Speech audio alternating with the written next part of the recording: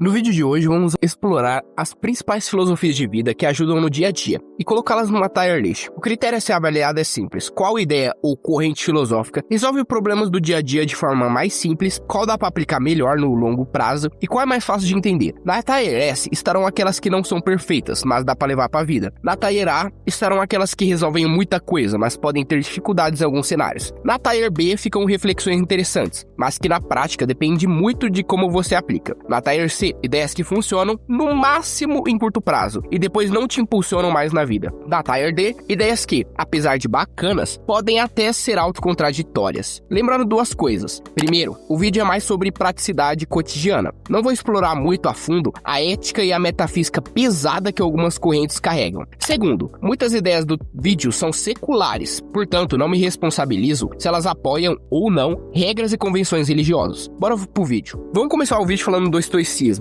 Já pensou em ter um guia para não pirar com os perrengues da vida? O estoicismo é quase isso. A ideia principal é fácil de entender. Concentre-se no que está sob seu comando e deixe o resto acontecer. Trata-se de não permitir que o mundo exterior defina como você se sente e descobrir que a verdadeira força reside em você, nas suas decisões, ações e na maneira como lida com os desafios. Basicamente, os estoicos diriam que para você ter paz, precisa aceitar o destino, entender a razão de certas coisas terem acontecido e cultivar virtudes como a sabedoria, a coragem, a justiça e a perseverança. Filósofos como Sêneca, Epiteto e Marco Aurélio desenvolveram essas ideias, mostrando que a prática diária da virtude e do autocontrole é muito mais valiosa do que qualquer riqueza ou posição social. Vamos ver alguns exemplos onde o estoicismo age. O trânsito atrasou, você está engarrafado e precisa chegar ao seu destino, mas não consegue? O estoicismo diria para você relaxar, já que nesse caso não pode controlar o trânsito, nem o tempo, nem o humor imprevisível do seu patrão. Devemos focar no que conseguimos nós mesmos controlar.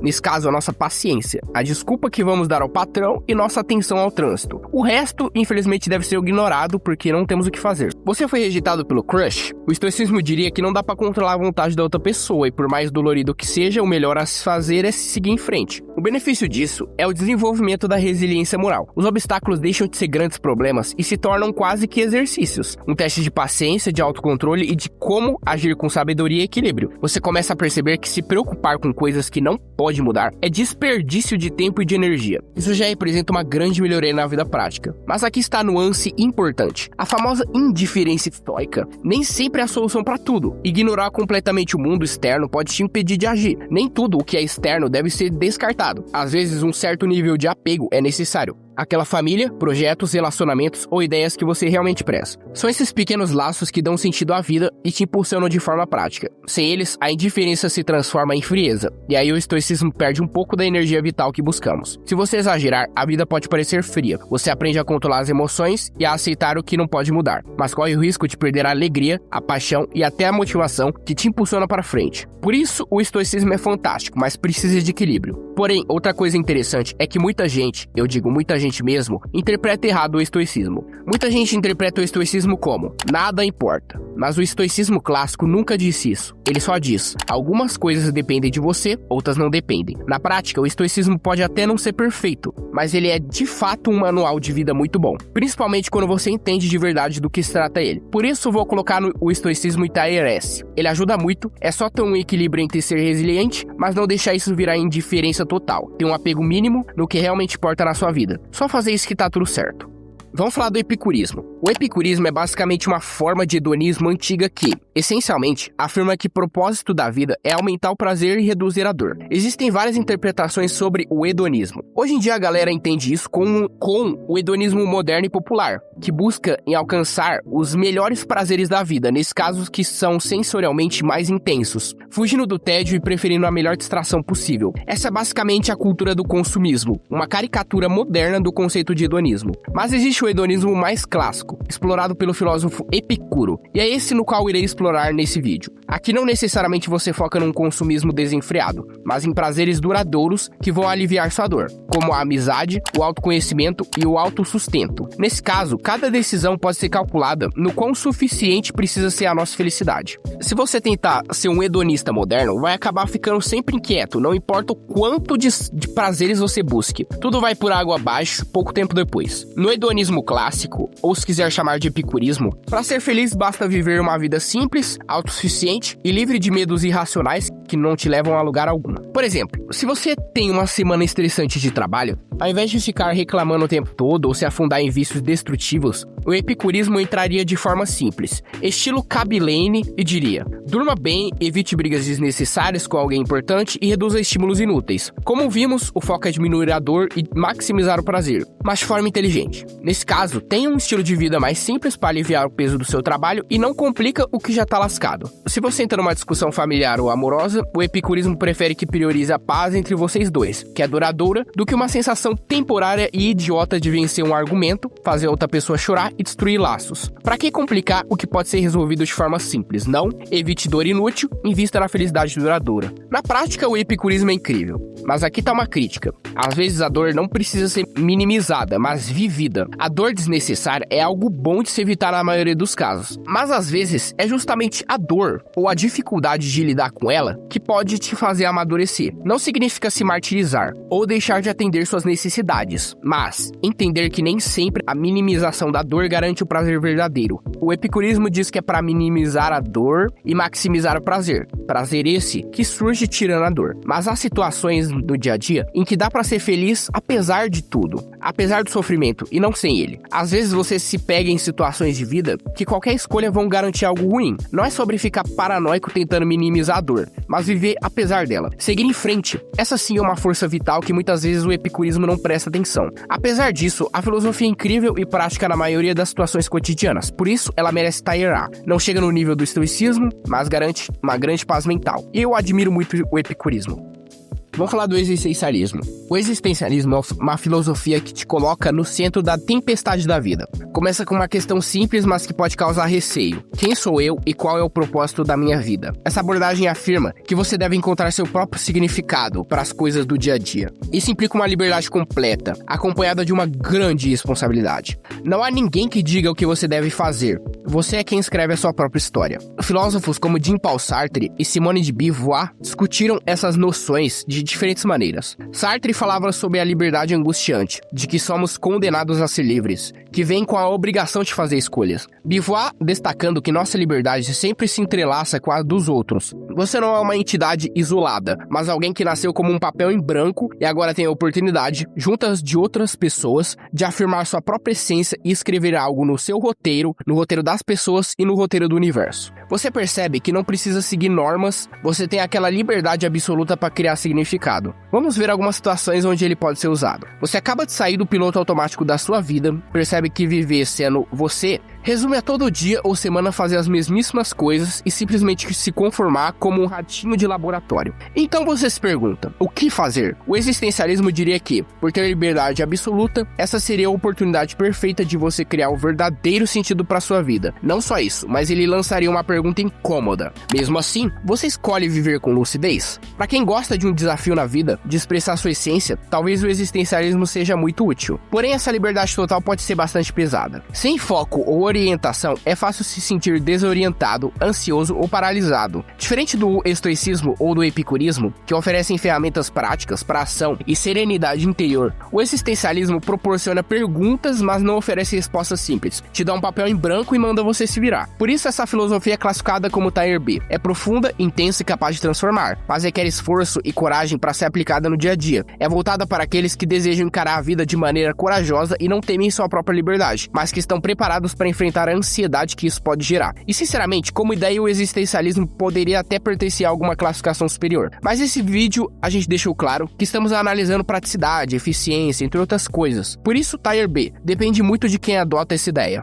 Vamos falar do ceticismo. O ceticismo filosófico assemelha-se a um amigo que te faz refletir antes de aceitar qualquer afirmação como verdadeira. Ele inicia com uma questão direta: como podemos ter certeza de algo? Alguns céticos, como Pirro de Elis e posteriormente Sexto Empírico, argumentavam que adiar o julgamento diante de ideias opostas seria a maneira mais eficaz de evitar enganos e angústias desnecessárias. Se você não entendeu isso, em outras palavras não tenha pressa, questione tudo e fuja de dramatizações desnecessárias. Aqui fica fácil identificar situações onde ceticismo ajuda. Imagina ouvir fofocas e mais fofocas sobre alguém. Ao invés de se unir à patota, criar tempestade em copo d'água, prejudicar sua imagem da pessoa pessoa, o ceticismo simplesmente se perguntaria: isso ajuda no quê? Tenho certeza de que o relato da fofoca é verdadeiro? Para que eu vou querer espalhar essa notícia? Para que eu vou querer ouvir? Ou imagine também que alguém que você se importa te responda seco, muito seco. Ao invés de já começar achando que ela não gosta de você ou que não te quer mais, faça algo mais sensato sobre o fundamento da sua própria suspeita. Tenho evidência de algo ou só tô ficando paranoico? Ou seja, questione tudo. Questione, questione, questione. Não aceite coisas mastigadas ou muito vagas. Sempre tenha essa capacidade de provocação e de se questionar sobre qualquer coisa. Na prática, o ceticismo fornece ferramentas valiosas para pensar de forma clara, evitar manipulações e tomar decisões mais sensatas. Você se torna capaz de não aceitar qualquer opinião ou história sem refletir, o que é uma habilidade útil no atual panorama da nossa sociedade moderna, repleto de fake news, de informações duvidosas e suspeitas. É quase como um escudo mental contra tolices dos outros. Contudo, há uma complicação. Se exagerado, o ceticismo pode impedir ações. Questionar excessivamente sem chegar a uma conclusão pode transformar você em alguém que não se compromete nem age, mas que fica apenas analisando infinitas possibilidades. Ao contrário do estoicismo, que fornece recursos para agir, mesmo em situação incerta, o ceticismo se mostra mais teórico e menos motivador. Portanto, ele se encontra no Tier B. Proporciona profundidade e clareza mental, protege contra equívocos e ilusões, mas não entrega a energia ou o impulso prático que algumas filosofias do tipo S oferecem. É ideal para aqueles que desejam refletir antes de agir, mas tem que ter bastante autodisciplina para evitar aquela armadilha do EC eterno. Vamos falar agora do humanismo.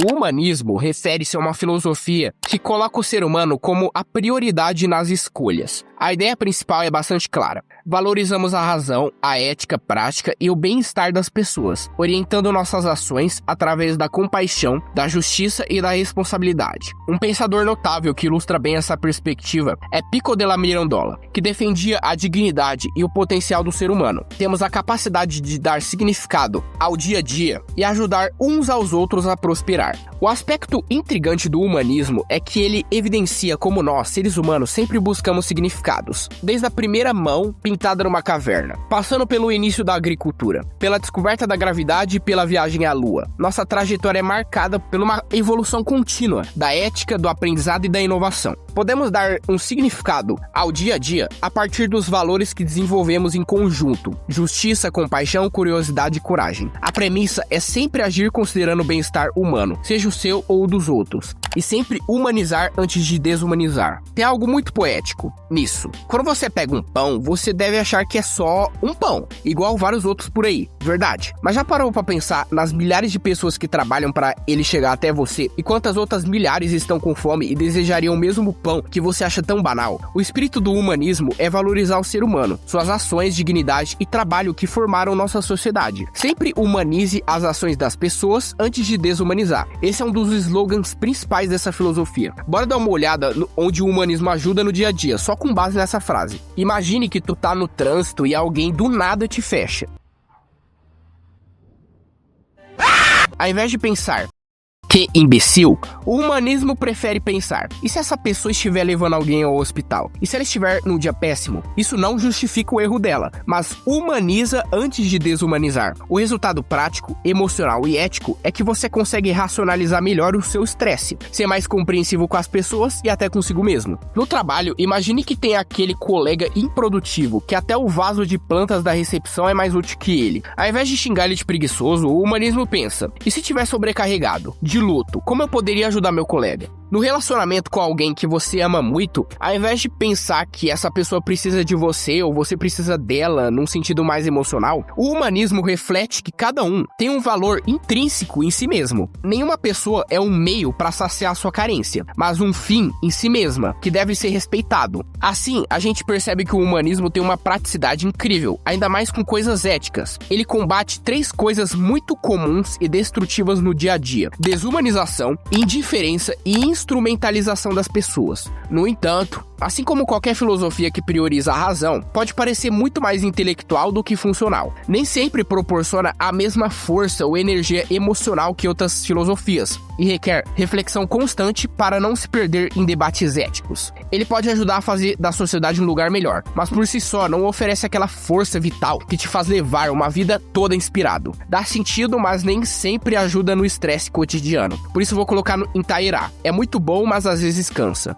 Vamos falar do absurdismo. O absurdismo aparece como aquele amigo que te observa e diz: vai em frente, faz aquilo que eu tô me divertindo com o teu esforço. A ideia central é significativa. A vida não possui um significado intrínseco. Nada do dia a dia faz total sentido. A vida é meio que um absurdo. Ainda assim, nossa mente continua a procurar por significado como se fosse a única forma de escapar do caos do dia a dia. Albert Camus foi o principal explorador desse conceito, evidenciando que o absurdo da vida não representa uma falha dela ou da gente. É a colisão inevitável entre a necessidade humana de ordem e o silêncio do cosmos. Como viver sabendo que o sentido não existe? Além de Camus, também podemos observar uns vestígios na filosofia de Søren Kierkegaard, que investigou o desespero e a angustiante condição da nossa existência. E também de Friedrich Nietzsche, que propôs uma aceitação total da vida, incluindo o próprio caos, como forma de gerar um valor nas coisas do dia a dia. O absurdismo se apoia nessas ideias, mas com um foco claro. O cosmos não se importa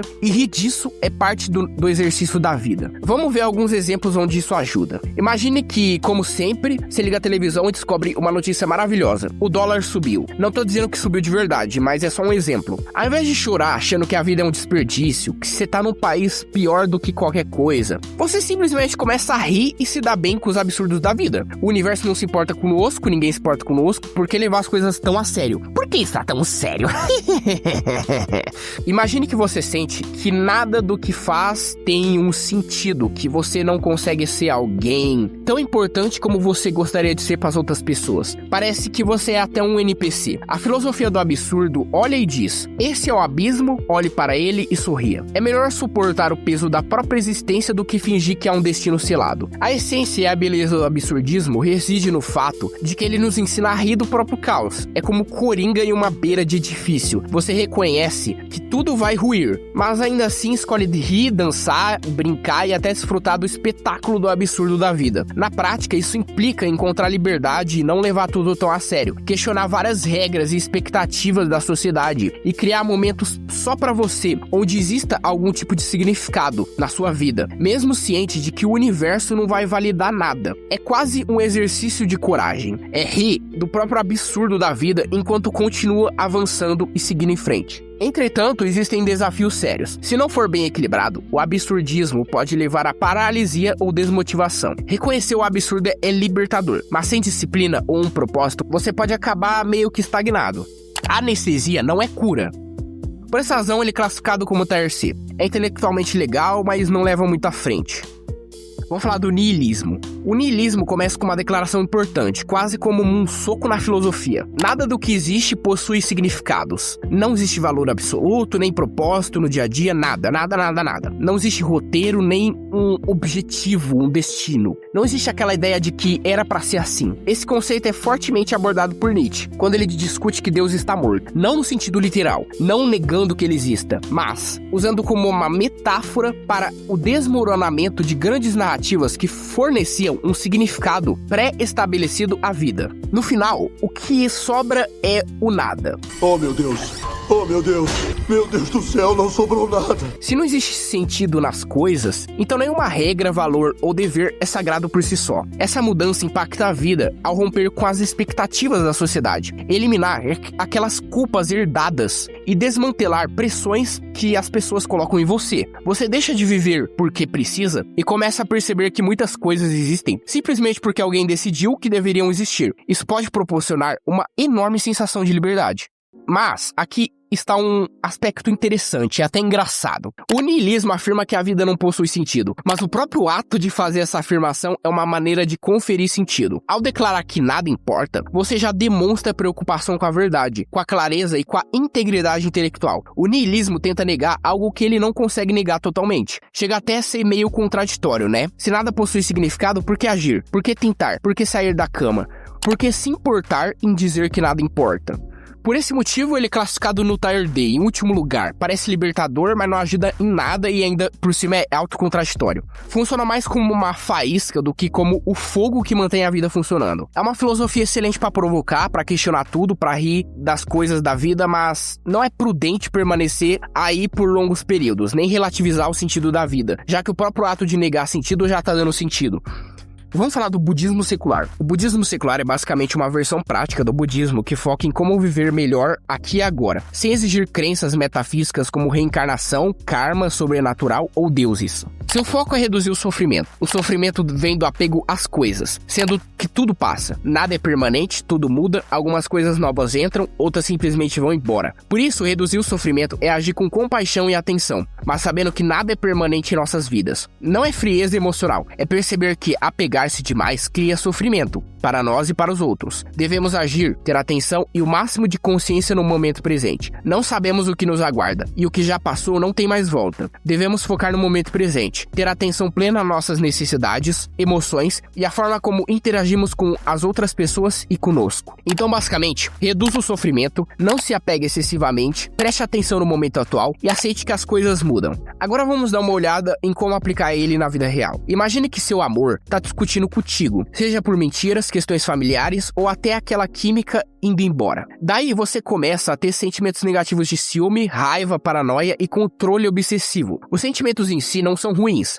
mas o apego e a falta de noção deles acaba criando sofrimento para você e para a pessoa. Nesse caso, o budismo secular escolheria prestar atenção nesse sentimento, no aqui e no agora. Você sente ciúmes, em vez de acusar alguém, você nota, existe ciúme surgindo. Só isso já cria um espaço entre você e a emoção para você poder pensar antes de agir e não fazer nenhuma besteira. Resultado, menos impulsividade, menos estresse, menos arrependimento. Ou imagine também que algo tá dando errado na sua vida. Um móvel foi quebrado, um projeto deu errado, você perdeu aquela vaga, alguém importante começou a te tratar de uma maneira diferente. O budismo secular te lembra que tudo é impermanente. Tudo muda, nada fica para sempre. O melhor a fazer é não ter apego excessivo com o sucesso e o medo do fracasso, mas entender que isso faz parte da vida. Aliás, assim como tudo muda e algumas coisas se perdem, tudo muda e algumas coisas se conquistam. O importante é focar no que temos agora e entender que tudo vai passar. Na prática, vemos que o budismo é muito bom para acalmar aquela ansiedade, paranoia ou culpa excessiva. Você se torna bem mais desapegado e entende que assim como tudo muda sem sua permissão, você também tem a oportunidade de ser alguém diferente sem a satisfação dos outros, mas sem fazer você ou os outros sofrerem, sempre sendo alguém melhor, focando no agora e tentando reduzir seu e o sofrimento alheio. Porém, nenhuma filosofia é perfeita. O budismo secular está infundido em várias correntes populares de mindfulness, autoajuda, aceitação interior, cura espiritual, entre outras coisas. Mas muita gente confunde aceitação com passividade.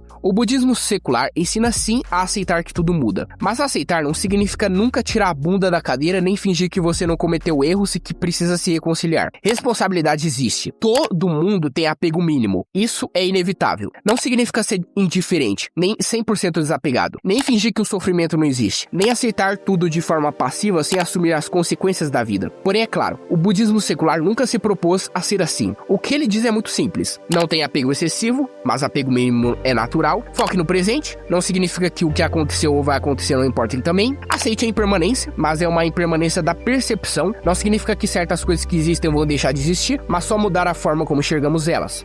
Portanto, eu coloco o budismo secular no Tier S. Ele necessita, assim como o estoicismo, ser bem interpretado. Correntes modernas às vezes criam caricaturas, mas quando você entende bem, fica muito útil no dia a dia, por isso Tier S. E aí chegamos ao final da nossa tier list de filosofias de vida seculares, e dá pra tirar umas lições bem interessantes. O ponto é que não existe filosofia perfeita, nenhuma receita universal da felicidade. Cada uma tem forças e limitações. Umas dão prazer e leveza, outras dão disciplina ou liberdade intelectual. O que importa é entender o que funciona pra você, misturar ideias, pegar ferramentas que fazem sentido no dia a dia e aplicar de forma prática. No fim, a mensagem é clara. A vida é complexa, caótica e cheia de escolhas. Ter uma filosofia é como ter um mapa, não um caminho único. E a beleza está em navegar, experimentar, rir da vida e, acima de tudo, viver consciente, com inteligência e, se possível, um pouco de diversão. Então, qual dessas filosofias você vai levar para sua vida? Ou será que você vai criar a própria, misturando tudo? Esse foi o vídeo, espero que vocês tenham gostado. Se gostaram, compartilhem para mais pessoas verem. Se você gostou do meu conteúdo em específico, de mim, Natan, se inscreve no canal porque você não vai perder nenhum vídeo meu. É de graça e isso ajuda muito ao YouTube entender que mais pessoas querem o meu conteúdo. Até a próxima e tchau!